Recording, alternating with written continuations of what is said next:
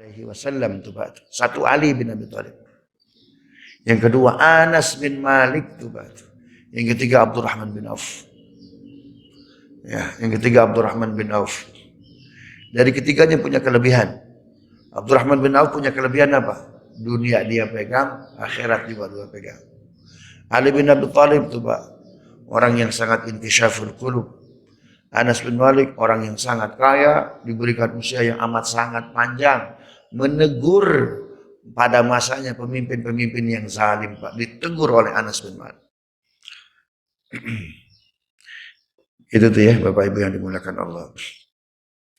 Hadatsana Syaiban bin Farrah, hadatsana Hammad bin Salamah, hadatsana Thabit al-Bunani an Anas bin Malik anna Rasulullah sallallahu alaihi wasallam atahu Jibril wa huwa yal'abu ma'al ghilman fa akhadhahu fa sara'ahu فشق عن قلبي فاستخرج القلب فاستخرج منه العلقة فقال هذا حظ الشيطان منك ثم غسله في طست من ذهب بماء زمزم ثم لامه ثم أعاده في مكانه. Dari Syaiban bin Farrah, dari Hammad bin Salamah, dari Thabit al-Bunani, dari Anas bin Malik. 90% hadis Isra Miraj perawinya Anas bin Malik Pak. Ya, perawinya Anas bin Malik. Kenapa? Karena dia sepupunya Nabi Muhammad sallallahu alaihi wasallam. Memang semua sahabat nggak mau jadi sepupu, ngantri Pak. Andaikan dibuka Pak, open recruitment Pak, sepupunya Nabi, waduh, nyaris para sahabat semua mau, walaupun nggak digaji. Abu Bakar aja nawarin Pak, Rasul jadikan saya asisten kau. Umar, Rasul jadikan saya asisten. Semua Pak ditolak oleh Nabi. Satu-satunya proposal sahabat yang diterima oleh Nabi menjadi asisten pribadinya Nabi siapa? Anas bin Malik. Sahabat heboh. Kok bisa Anas ya? Mungkin kalau orang sekarang nyogoknya berapa nyogoknya? Kali gitu tuh Pak ya. Nyogoknya berapa? Uang pelicinnya berapa? Subhanallah. Aku hanya minta kepada Rasulullah. Ketika ditanya, Anas, kenapa kau mau jadi sepupunya Nabi? Mau jadi sepupunya aku? Agar aku tahu bagaimana Al-Quran diamalkan. Hadis Nabi dicontohkan. Gitu tuh Pak. Paham ya Pak? Subhanallah. Makanya kalau Bapak belajar fikih 4 mazhab Pak. Hanafi, Maliki, Syafi'i, Ahmad bin Hanbal Pak. Dia cari hadis-hadis terkait ibadah. Ya siapa perawinya? Kalau perawinya Anas dia ambil tuh Pak. Paham gak Pak? Kenapa? Karena dia paling sering ketemu Nabi.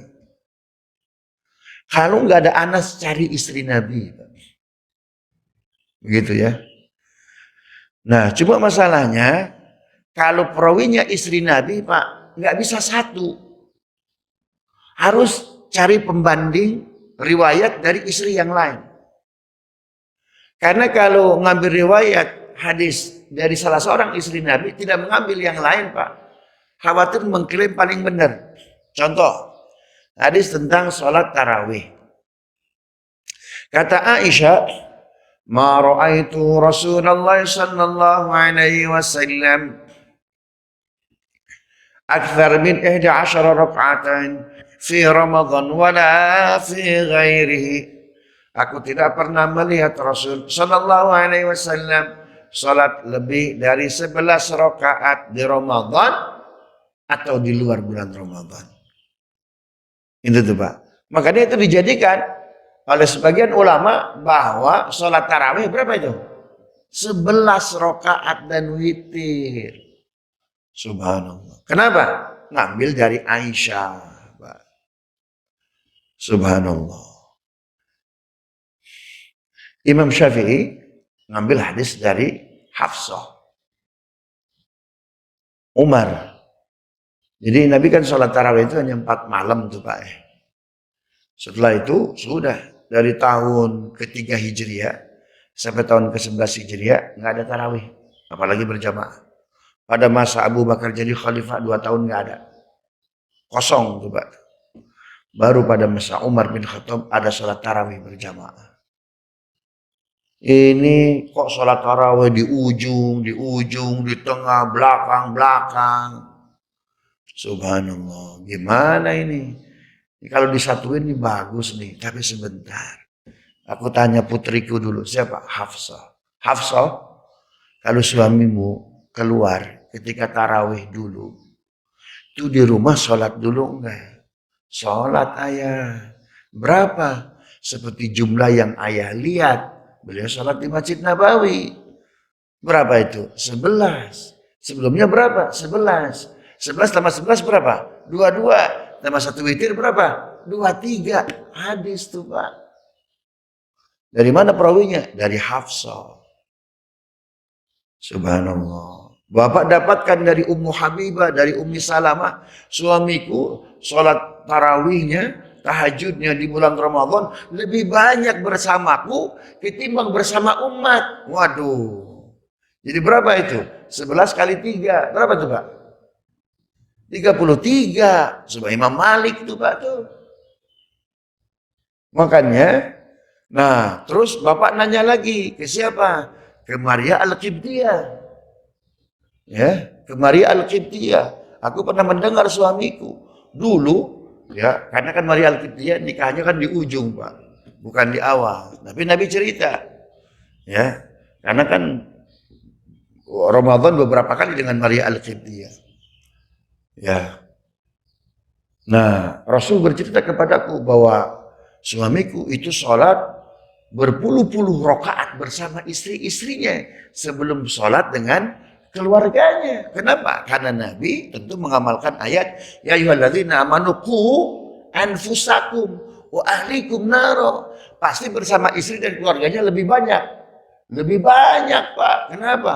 Oh, kan Nabi mengamalkan ayat itu. Jadi kalau Nabi bersama umat 11, bersama istrinya lebih banyak lagi. Subhanallah. Akhirnya Imam Hanafi berapa? 43. Siapa perawinya? Maria Al-Qibtiyah. Karena hadis tarawih ini beda-beda, Pak. Subhanallah. Akhirnya para ulama fikih itu membuat membuat kaidah. Kaidah ini disusun pertama kali oleh tabi'in senior namanya Imam Hasan Al-Basri. Apa kata beliau? Afdalu raka'atit tarawih aktsaruha raka'atan. Salat tarawih yang paling utama, yang paling banyak rakaatnya. Gitu tuh Pak tuh. Paham enggak? Masjidil Haram berapa tarawihnya Pak? 23. Kan begitu. Bapak ke Maroko berapa? 36. Ya, kita berapa? 11. Sebetulnya Pak antara 11, 33, 43 itu berhentinya bareng. Kenapa? Karena yang dibaca 1 juz. 11 rakaat 1 juz. 43 rakaat 1 juz, Pak. Enak mana, Pak? Hah? Air 1 kilo sama besi 1 kilo. Berat mana, Pak? Berat mana, Pak? Sama. Subhanallah. Sebetulnya lebih enak 1 juz 43 rakaat, Pak. Betul nggak? Lebih banyak transitnya. Ini udah 11 rakaat, paling cepat lah itu. Subhanallah. Begitu tuh ya. Nah, ulama madzhabul arba'ah, Pak, itu kalau mencari riwayat, Pak, ada nggak Anas bin Malik? Didahulukan. Kenapa? Paling tahu. Hadis Isra Mi'raj tidak sembarang sahabat dikasih oleh Nabi, Pak. 90% hadis Isra Mi'raj kepada Anas bin Malik. Apa artinya? Dia punya kelebihan tazkiyatun nufus tuh Pak. Sampai nih kalau mau lihat nih Anas bekas jahitan Jibril, cahaya tuh Pak. Subhanallah. Itu dipegang tuh Pak. Oleh siapa? Oleh Anas bin Malik. Subhanallah. Jadi bisa dipastikan orang yang berlumur dosa Pak, susah dia untuk mengeruk ilmunya Allah.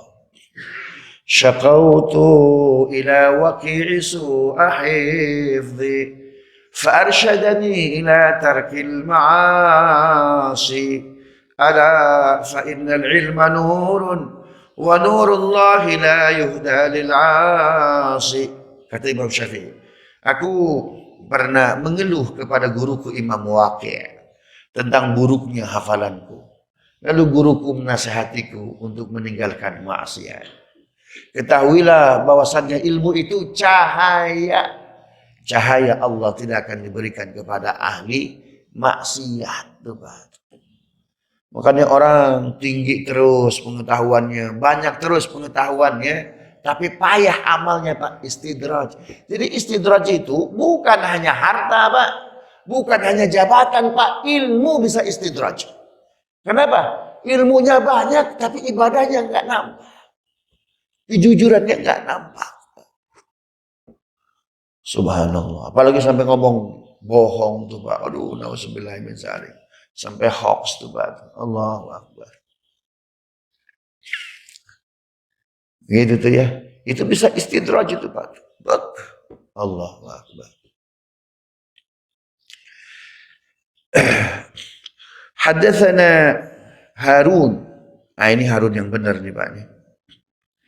Hadatsana Harun bin Sa'id Al-Azili. Hadatsana Ibnu Wahab.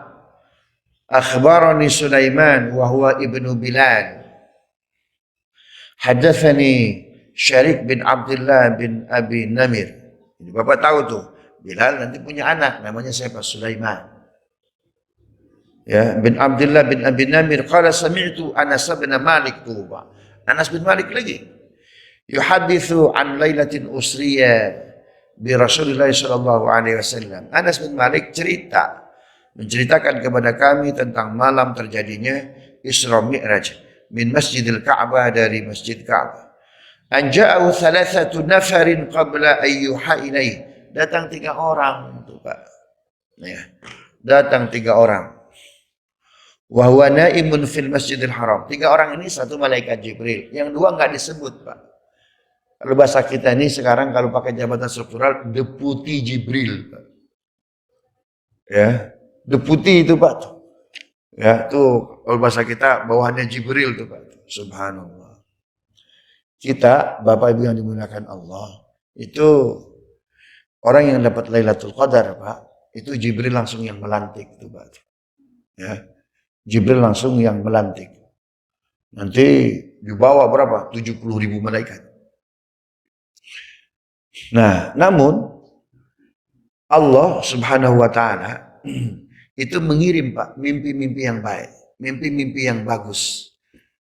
Itu mimpi-mimpi yang bagus itu Allah mengirimnya bukan melalui Jibril Pak, tapi 2 malaikat bawahan Jibril ini tuh Pak. Kan kata Nabi, hadisnya begini nih. La yabqa minan nubuwati illa al-mubasyirat. Tidak ada yang tersisa dari kenabian ini. Selesai, wafatnya aku selesai sudah, enggak ada nabi lagi. Illa al-mubasyirat. Kecuali mimpi-mimpi yang bagus tuh Pak. Mimpi-mimpi yang bagus itu diproduksi oleh 2 hal. Satu, tazkiyatun nufus. Nah, maka malaikat pertama namanya Muzakki. Ya, Muzakki. Jadi orang yang sering tazkiyatun nufus tuh Pak. Subhanallah. Itu dia sering didatangi oleh malaikat Muzakki itu Pak. Yang kedua, deputi malaikat Jibril yang kedua itu namanya Munfiq. Ya, malaikat-malaikat yang menilai orang-orang yang sering apa? Infak tuh Pak. Subhanallah. Jadi kita nggak cukup tazkiyatun nufus tapi bakhil Pak. Ada orang, oh itikafnya luar biasa, tilawahnya luar biasa, bakhilnya luar biasa. Itu nggak bisa tuh Pak. Jadi nggak bisa itu malaikat Muzakki datang tanpa rekomendasi malaikat Munfiq, nggak mungkin tuh Pak. Subhanallah. Jadi deputi Jibril Pak itu luar biasa. Nah sekarang deputi Jibril lagi ada nih Pak nih. Karena kata Nabi Pak, bakiru bis sodako, pagi-pagi sodako Pak. Jadi ada waktu kita untuk sodako itu luar biasa pagi-pagi. Jangan lewat waktu duha Pak. Khawatir nanti ya musibahnya itu datang duluan. Paham nggak? Tapi kalau kita sodako di pagi hari, infak di pagi hari itu Pak, subhanallah, hari itu insya Allah as-sodaqatu tadfa'ul bala. Kita diselamatkan oleh Allah. Siang sedikit Pak, khawatir telat, lebih dulu datang musibah ketimbang infak kita, sodako kita. Nah itu ada deputinya Jibril itu Pak, itu namanya Malakul Munfiq, malaikat yang menilai orang-orang yang infak itu Pak. Dan Malakul Tazkiyah, Malaikat yang suka menilai orang-orang yang tazkiyatun nufus. Subhanallah. Kalau keduanya Pak dapat, ini ada hamba, ini ada umat Rasul, hatinya terang, infaknya luar biasa. Kasih rekomendasi ke Jibril. Subhanallah. Begitu tuh Pak ya. Sebelum ngasih rekomendasi dikirim dulu Pak berita-berita baik melalui apa itu? Melalui mimpi-mimpi itu Pak. Jadi kalau Bapak tiap malam ngimpi genderuwo, itu jauh tuh Pak tuh. Ya, ngimpi apa itu? Mak lampir tuh Pak ya. Wah, itu jauh tuh Pak tuh.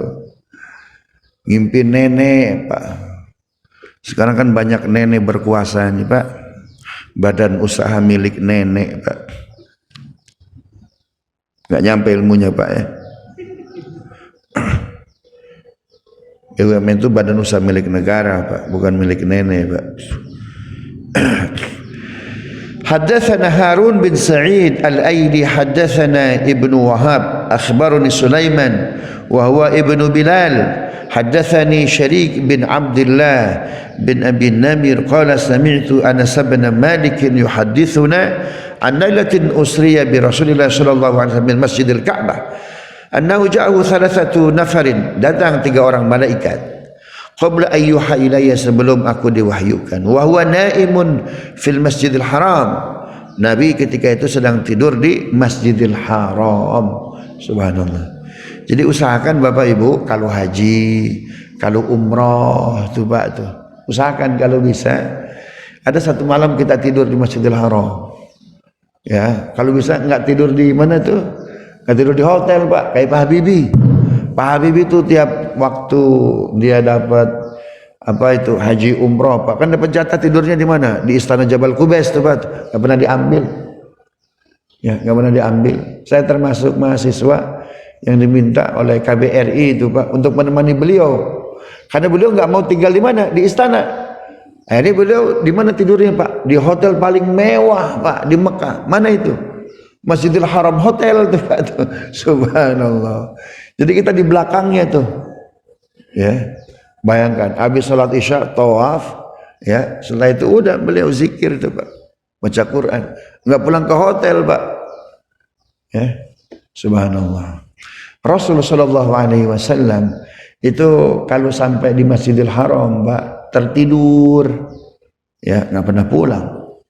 Di mana tidurnya? Di Masjidil Haram. Nah, ketika sedang tidur itulah. Nah, Bapak Ibu yang dimuliakan Allah, malaikat-malaikat yang akan datang kepada kita, khususnya malakul munfik dan malakul tazkiyatun nufus, itu orang-orang yang tidurnya luar biasa. Yang tidurnya nggak sempat baca doa tidur. Nah, itu tuh Pak tuh. Bapak tidur pasti baca doa tidur, betul nggak? Nabi itu Pak mengajarkan doa tidur. Tapi Nabi membaca doa tidur sepanjang hidupnya cuma 1 kali. Ya, cuma 1 kali Pak. Gimana doa tidur Bapak Ibu? Itu ada dalam Sahih Bukhari, hadis tentang bab wudu tuh ya.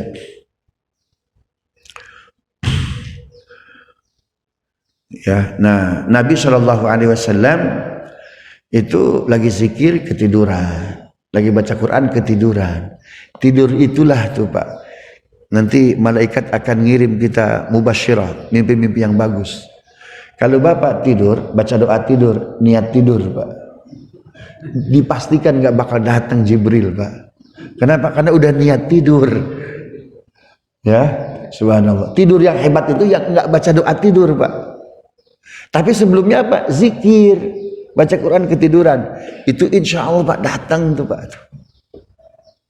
Ya, baca doa tidur aja, ya, itu nggak datang malaikat. Bagaimana kalau kondisi kita sedang berdosa? Subhanallah. Waduh, baca doa tidur aja malaikat nggak datang Pak. Apalagi berdosa. Apalagi sebelumnya berbuat maksiat Pak. Subhanallah. Nggak bakal tuh Pak.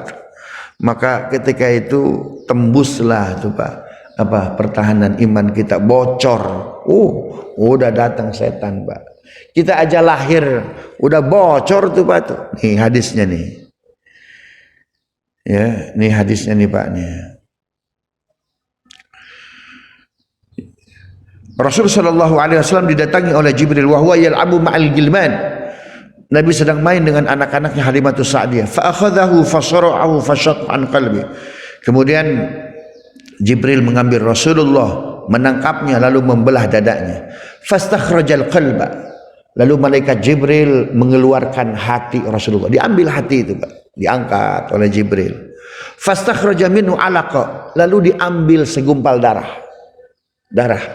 Subhanallah. Faqala, lalu Jibril berkata kepada Nabi kita Muhammad sallallahu alaihi wasallam. Berarti biusnya enggak total nih, Pak ya. Kan gitu tuh Pak, kalau pakai ilmu bedah berarti biusnya apa nih Pak nih? Biusnya tidak total Pak, karena buktinya Jibril ngobrol sama Nabi kita.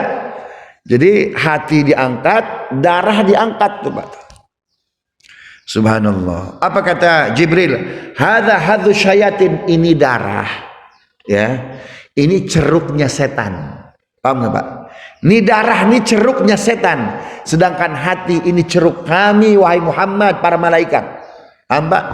Artinya Pak, dalam darah itu udah ada setan Pak. Tanpa kita berbuat maksiat udah ada.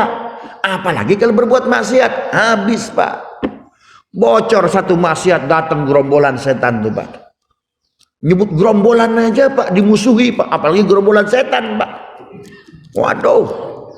Subhanallah. Hadza hadzu syayatin, ini ceruk setan.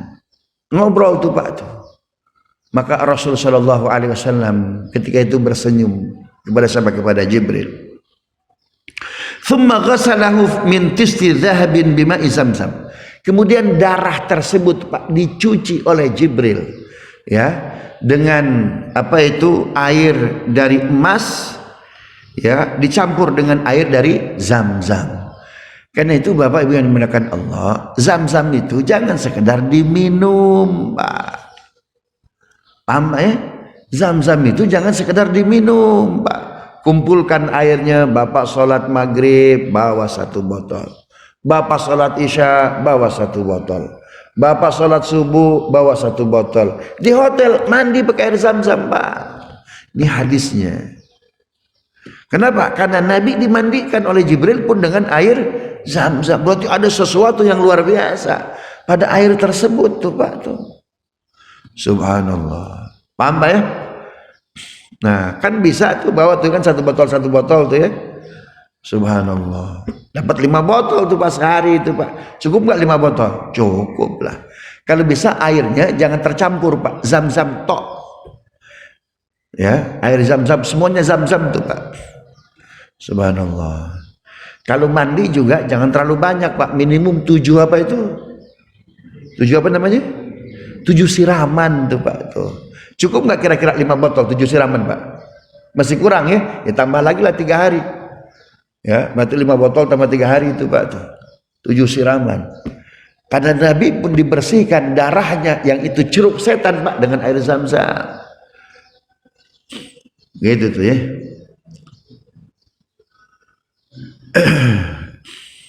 Tsumma lamahu. Kemudian Jibril alaihissalam mengelapnya Pak, dielap tuh. Nabi dielap oleh apa tuh Pak? Oleh kain zikir. Apa yang dibaca oleh Jibril alaihissalam? Subuhun kudusun Rabbuna wa Rabbul malaikati warruh ja'ala samawati wal ardu bil izzati wal jabarut. Gitu tuh Pak. Kalau di kamar mandi jangan disuarakan. Cukup di mana tuh Pak tuh? Dalam hati itu Pak. Begitu tuh ya cara ngelap tuh Pak tuh. Sum'a'adahu fi makani. Setelah itu dikembalikan hati ke tempatnya, darah ke tempatnya. Jadi ada satu waktu Nabi sekian menit darahnya nggak ada Pak. Paham nggak Pak? Atas izin Allah, Allah yang punya nyawa Pak. Jadi darahnya semua dikeluarkan. Ini nih Muhammad, ini ceruk setan nih. Ini darah dia. Subhanallah. Karena itu darah Pak mau jadi tongseng, mau jadi gulai haram. Hurimat alaikumul maitatu wadamu walahmul khinzir. Diharamkan atas kalian bangkai, darah dan babi. Ya. Dulu tuh ada namanya itu Pak yang darah suka dimakan tuh kayak daging, apa namanya? Marus tuh Pak ya. Haram tuh Pak tuh. Subhanallah. Wa ja'al ghilman yas'auna ila ummi, yakni Halimatus Sa'diyah. Anak-anak cerita kepada Halimatus Sa'diyah apa yang mereka lihat. Faqalu inna Muhammadan qad kutil. Ibu-ibu, Muhammad dibunuh. Subhanallah. Ya, ibu Muhammad dibunuh. Jadi anak-anak itu sempat menyaksikan itu, Pak. Karena itu anak-anak Halimatus Sa'diyah, Pak, itu kondisi bagaimanapun kita lupa, ya, kita lupa bahwa yang membenarkan Rasulullah Isra Mi'raj itu sebetulnya bukan hanya Abu Bakar Siddiq, Pak, tapi semua keluarga Halimatus Sa'diyah. Kita lupa tuh, Pak. Kenapa mereka nggak diceritakan? Ya, karena memang hadis itu kayak puzzle, Pak. Ya, karena itu kita mesti membaca hadis itu banyak. Satu, memang karena hadis yang dikumpulkan, hadis itu kan dikumpulkan agak telat waktunya, 717 Masehi baru dikumpulkan. Kalau Quran lebih dulu, pada masa Umar bin Abdul Aziz baru dikumpulkan. Nah, Halimatus Sa'diyah, anak-anaknya itu menjadi saksi, Pak, kebenaran Isra Mi'raj Nabi, Pak. Orang mereka melihat dibedah, hati diangkat. Jadi mereka menyaksikan langsung tuh, Pak. Ya, karena itu keluarga Halimatus Sa'diyah, Bapak Ibu yang dimuliakan, menjadi pembela Nabi yang luar biasa. Kondisi susah apapun, subhanallah. Makanya mereka dikumpulkan. Makam-makamnya di mana? Di Baqi itu, Pak. Dan makamnya keluar cahaya, gitu. keluar luar biasa itu, Pak. Makanya nama lain Baqi, Jannatul Baqi. Jannatul Baqi itu, Pak. Cahaya surga udah sampai ke dunia itu, Pak. Begitu ya. Fastaqbalu wa huwa munqa'ul laun. Nah, maka Nabi Muhammad SAW setelah diceritakan bahwa dia dibunuh oleh malaikat, kata anak-anaknya siapa? Halimatus Sa'diyah. Fastaqbaluhu. Setelah malaikat itu pergi, lantas keluarga Halimatus Sa'diyah itu memeluk Rasulullah SAW, wa huwa muntaqa'ul laun. Subhanallah. Itu wajahnya, Pak, putih ke kuning-kuning emasan tuh, Pak. Subhanallah, putih ke kuning-kuning emasan tuh, Pak. Qala Anas, wa qad kuntu ara athara dzalikal mikhyat fi sadri. Maka bekas jahitan Jibril itu sampai wafat